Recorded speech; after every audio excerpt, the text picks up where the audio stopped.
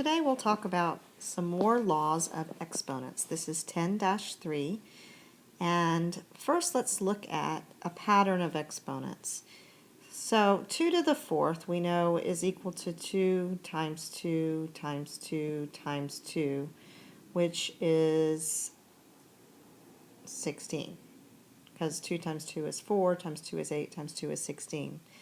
2 to the 3rd is equal to 2 times 2 times 2, which is equal to 8.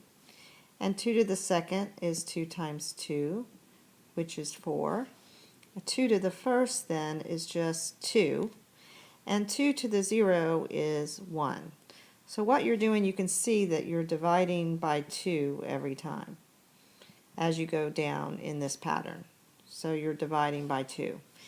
If you do 2 to the negative 1, that means you're going to take and you're going to divide 1 divided by 2, which is 1 over 2 to the 1st, which is basically 1/2. 2 to the negative 2 is 1 over 2 to the positive 2, which is 1 over 4, 1/4. Or you can write it as a decimal at 0.25. You could write this as a decimal as 0.50. If you keep going with this pattern, you'd see that 2 to the negative 3 is 1 over 2 to the positive 3, which is equal to 1/8, which is equal to 0.125 if you were to divide 0.25 by 2. And one more, 2 to the negative 4 is then 1 over 2 to the 4th, which would be 1 over 16. So this shows you some patterns, because now we're going to talk about zero exponents and negative exponents. And you can see that all of these negative exponents here are smaller than 1. So negative exponents are used to write numbers that are smaller than 1, fractions and decimals.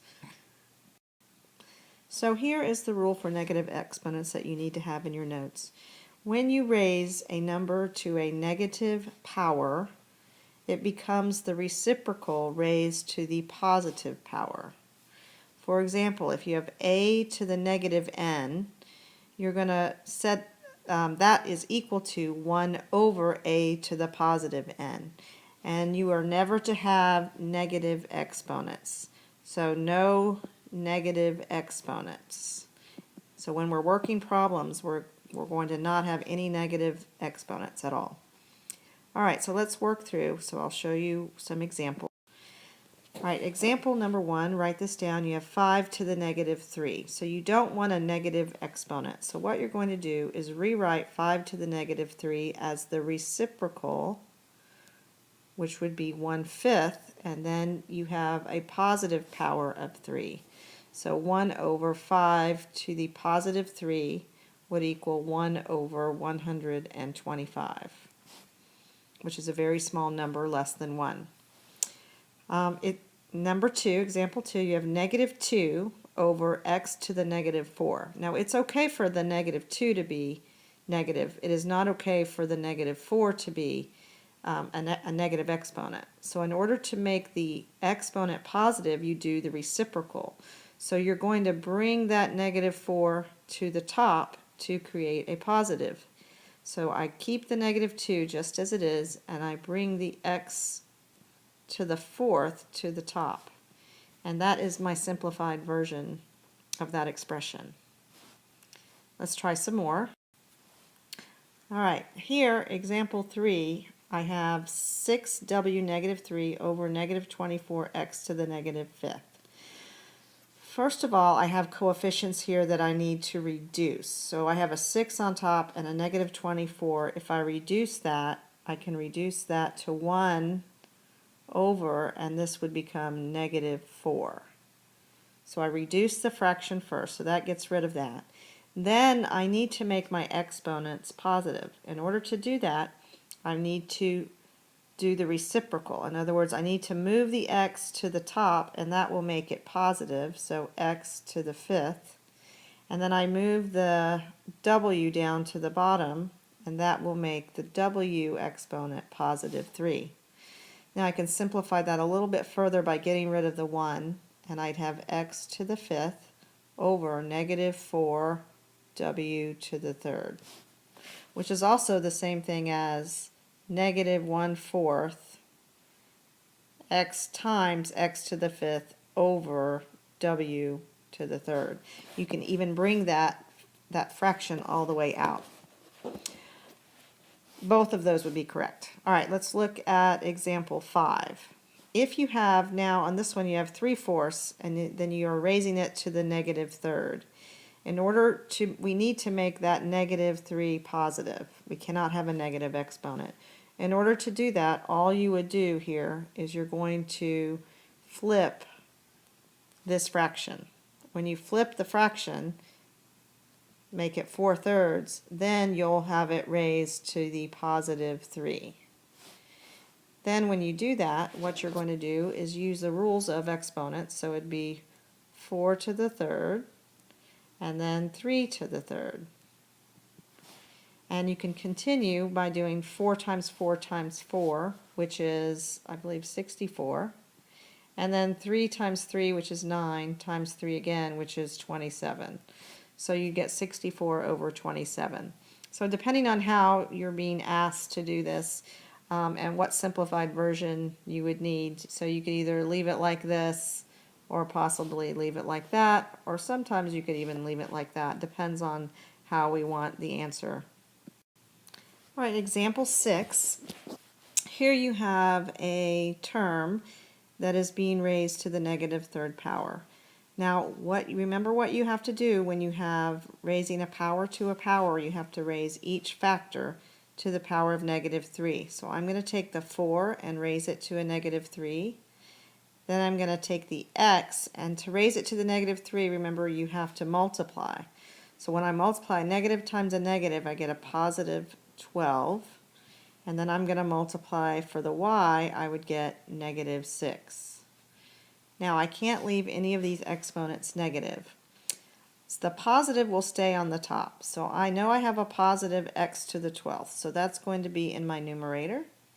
And then to make 4 to the third, I'm going to put that on the bottom and make the 3 positive by switching sides.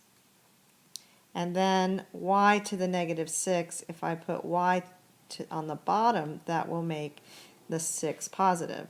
The only other thing that I can do now is I can simplify the 4 to the third, and 4 to the third power we said was 64, y 6. And this would be the simplified version here. All right, here we have example 7, so write this one down. And I see that I have a 1 on top, and then I have a term on the bottom. So I need to make these exponents positive, and I will do that by taking each of these. If I move it up to the top, then that makes it positive. But I leave the 9 down below. So I'm going to end up with a fraction. Down below will be the 9. And if I bring the x to the negative 4 up, it becomes positive, and y to the negative 8 becomes y to the 8th. And the 1 just remains there. And this would be your answer. Okay, so let's do example 8. All right, this has a lot of things going on. So the first thing you want to do is reduce this fraction. So I'm going to reduce, and I believe that would be a negative on the top, negative 1, and then on the bottom would be 3. So that takes care of that. Then what you're going to do is you're going to take the m to the negative 2 and you want to bring it down. So anything positive remains where it is. So I'm going to bring this down below, and then I'm going to bring this up above. So let's work this. So I have m negative 2 goes away. So then I have just an n, and then I have this n5, and then I have p3. All right, so that takes care of the top. Now for the bottom, I have the m squared, and then I'm bringing down another m squared from the top. So I'm bringing this one down to the bottom. And then the n5 is gone now, and then I have a p that remains on the bottom. Now I'm going to simplify even more. So now I have a negative, and I don't need to write the 1, so I'm not going to write it. And then I have n times n to the 5th. I add the exponents and get n to the 6th. And then I have p3. And then on the bottom I have 3. And then I multiply these two m's together and add the exponents. So I get m to the 4th. And then I have a p down below. Now the only other thing I can do now is I can, since I have a 3p on the top, p3, and a p1 down here, I can subtract, so this one's going to be canceled out. So what I end up with then is, let's see if I can move this up. So I end up as my answer is negative n6. I'm going to subtract these two and I'm left with p squared and then 3m to the 4th with no p's on the bottom.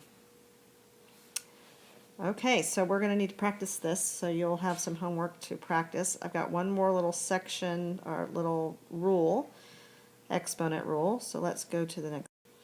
All right, 0 exponent. So a 0 exponent, any number raised to the 0 power is equal to 1, and you should know this already. So a is a number raised to the 0 power, it equals 1.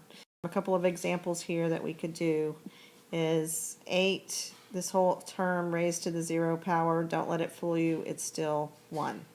5 to the 0 is still 1. So any term, no matter how big it is, raised to the 0 power will always be 1.